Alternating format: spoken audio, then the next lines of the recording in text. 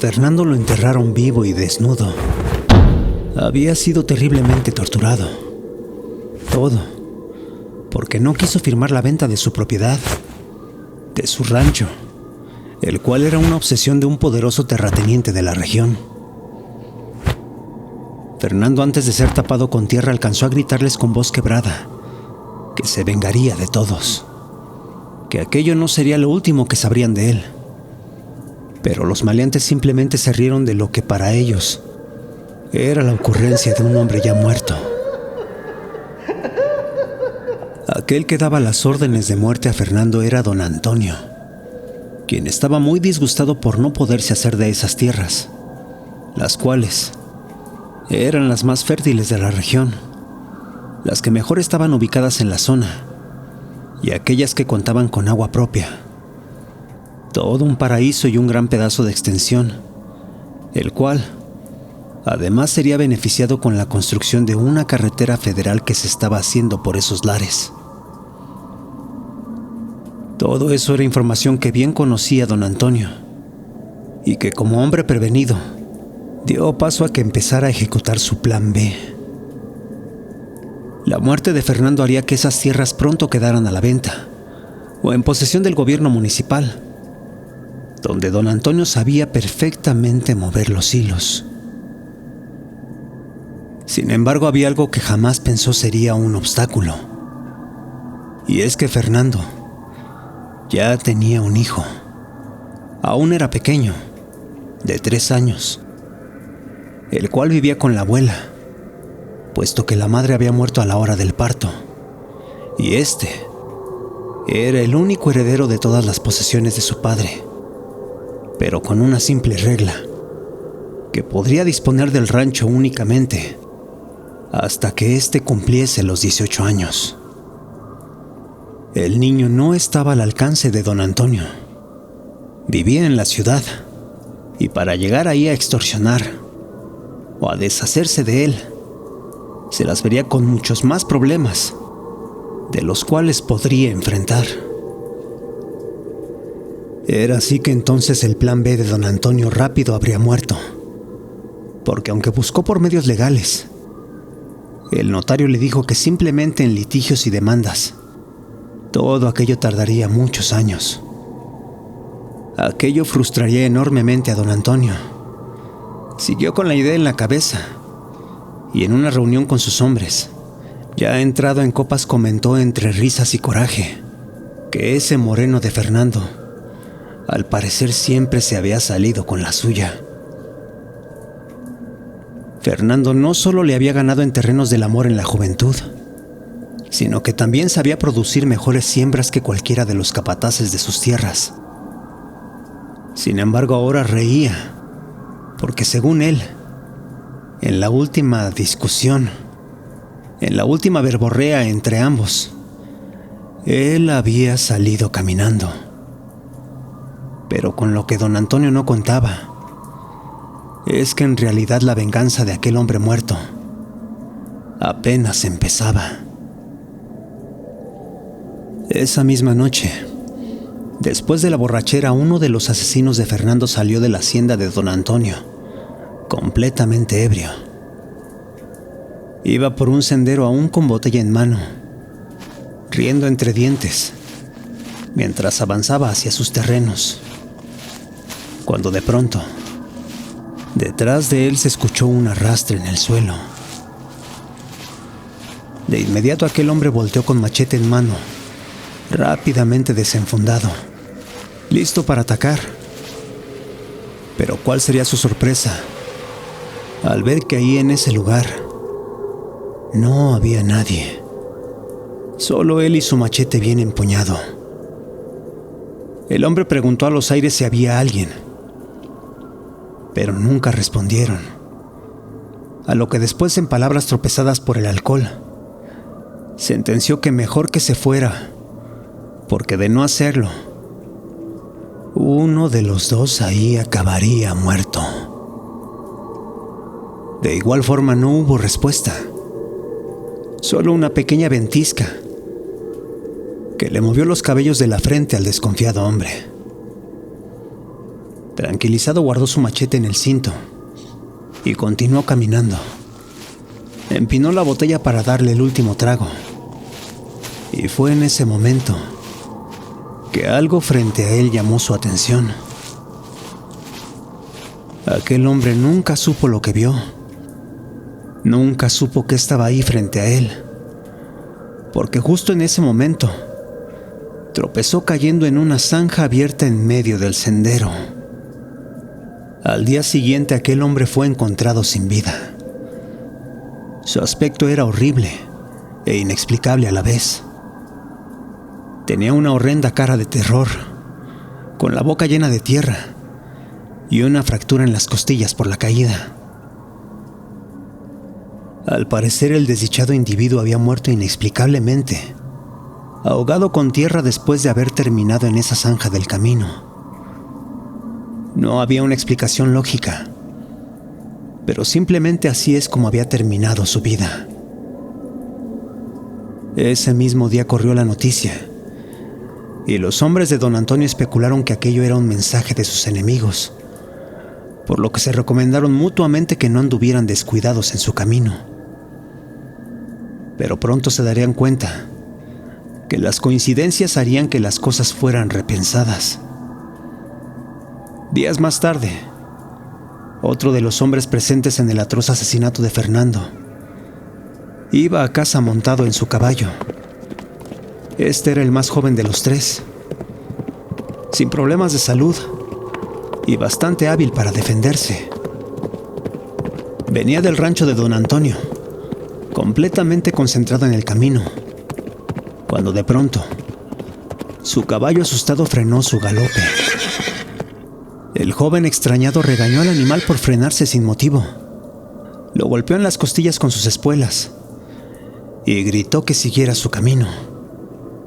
El pobre animal, adolorido sin más opción, comenzó a galopar. Avanzaron varios metros y cuando pasaron por unos árboles del sendero, una abeja se metió en la boca del iracundo jinete. Aquello no habría sido más que un incidente incómodo para cualquier otra persona, pero no así para este hombre, quien sin saberlo, era terriblemente alérgico a las picaduras de estos insectos. El individuo, al sentir el piquete, soltó al caballo y salió volando por los aires. Cayó dándose un fuerte golpe en la espalda y, sin poder hacer mucho por moverse, comenzó a sentir cómo su garganta se cerraba. Aquello no duró mucho, y horas más tarde un par de niños que jugaban en el campo encontraron el cuerpo inerte de un hombre ahogado por la alergia. Fue así que esas coincidencias comenzaron a retumbar en don Antonio y el tercer participante del asesinato. Si bien el patrón decía que eran puras conjeturas y habladurías, el tercer hombre en cuestión no pensaba de la misma manera. Ya se había estado cuidando.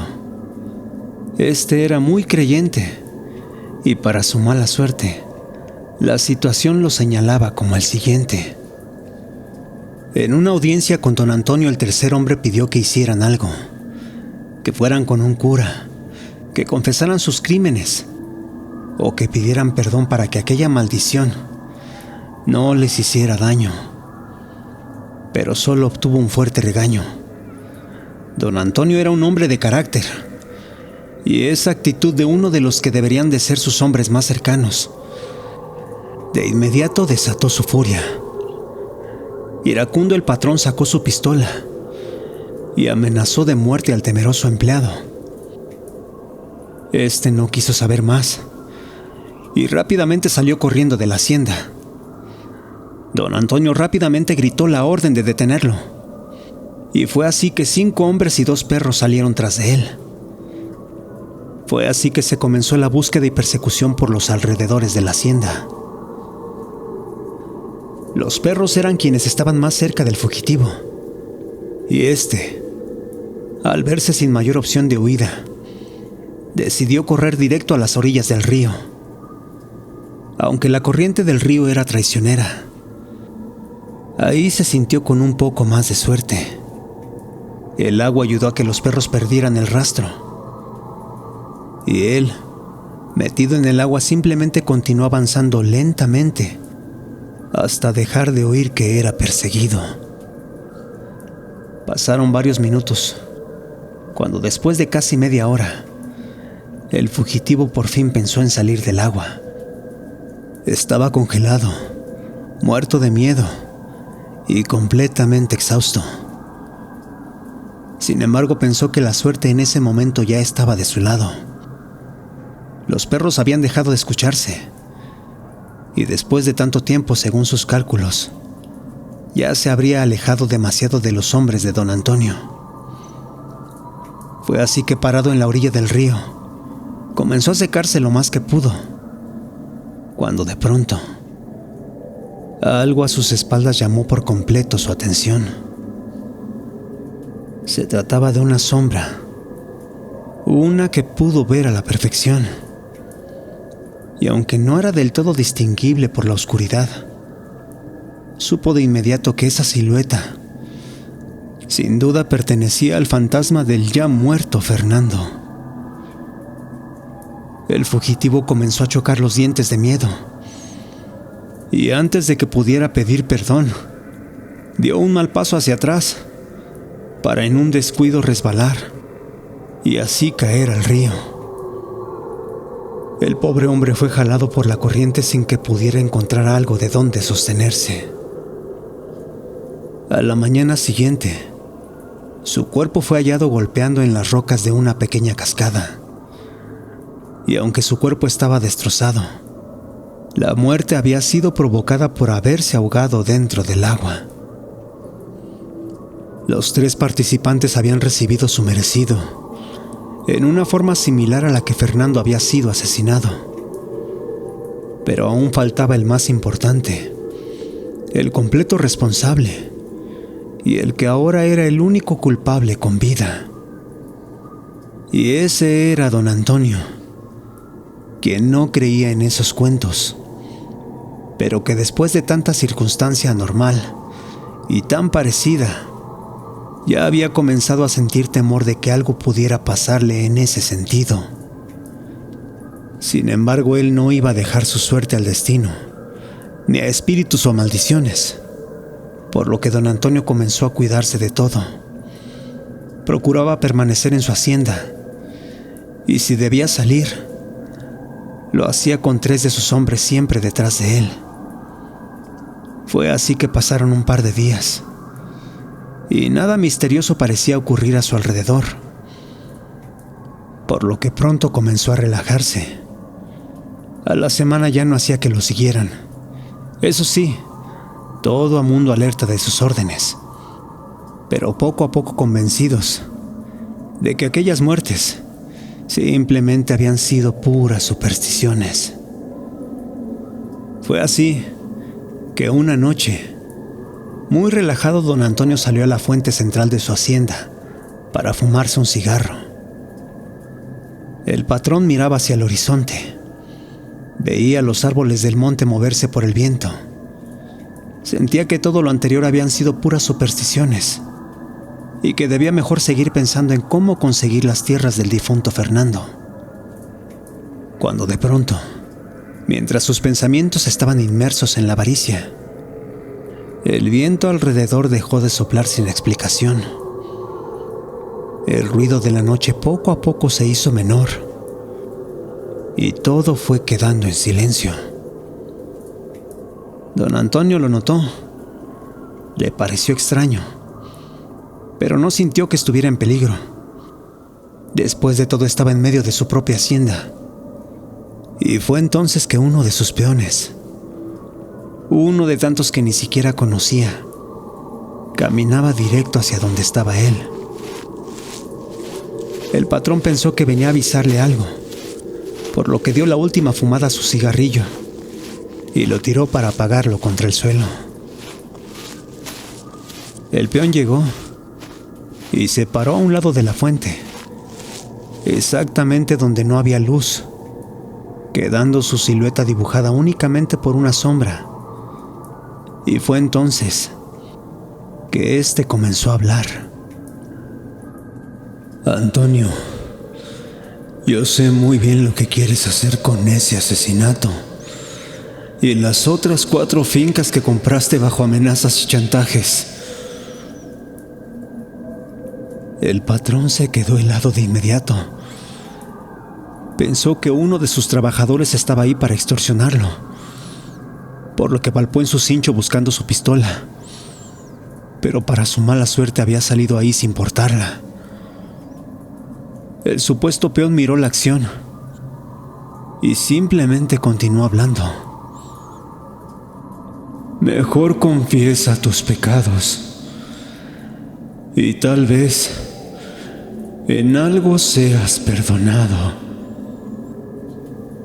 El patrón, lleno de miedo, comenzó a retroceder y, sin darse cuenta, pisó una piedra que le torció el tobillo y lo hizo caer. Tirado en el piso, se sintió indefenso, vulnerable como un niño, y para cuando alzó la mirada, el supuesto peón ya había desaparecido. Lo que sucedió aquella noche nadie lo supo. Antonio se lo guardó para sí mismo. Fue así que comenzó a beber encerrado en su hacienda todo el tiempo. Pidió que hubieran más hombres en el rancho vigilando y que por nada se dejara que ningún trabajador deambulara sin razón en sus tierras cuando fuera de noche. Los rumores entre capataces y hombres armados es que se le oía gritar a don Antonio que por las noches la sombra de Fernando el Moreno lo visitaba para enloquecerlo. Nadie sabía exactamente a qué se refería. Los días fueron pasando, hasta que una mañana, la jovencita de servidumbre tocó en la puerta de su estudio para llevarle el desayuno.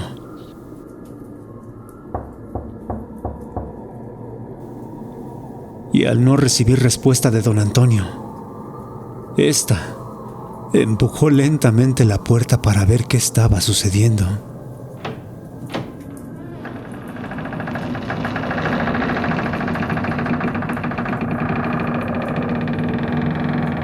El grito de la joven se escuchó muy fuerte por toda la hacienda.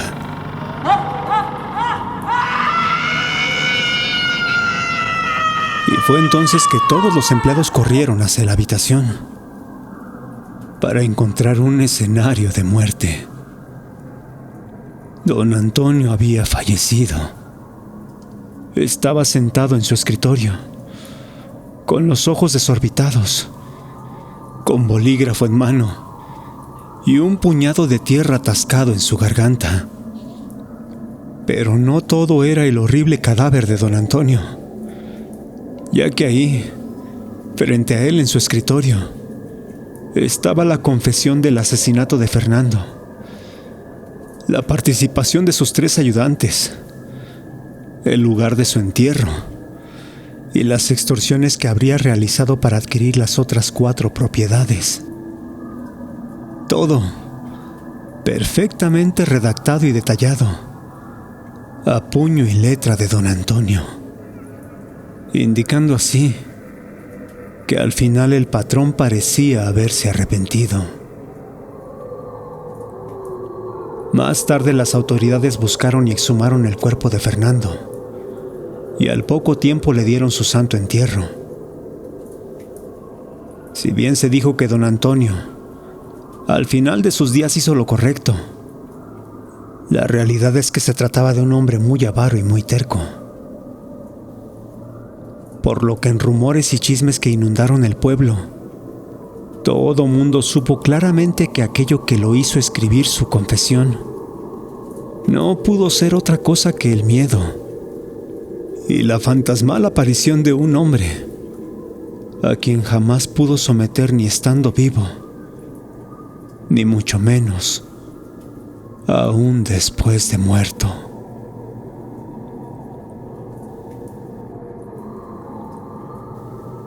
Gracias por escucharnos.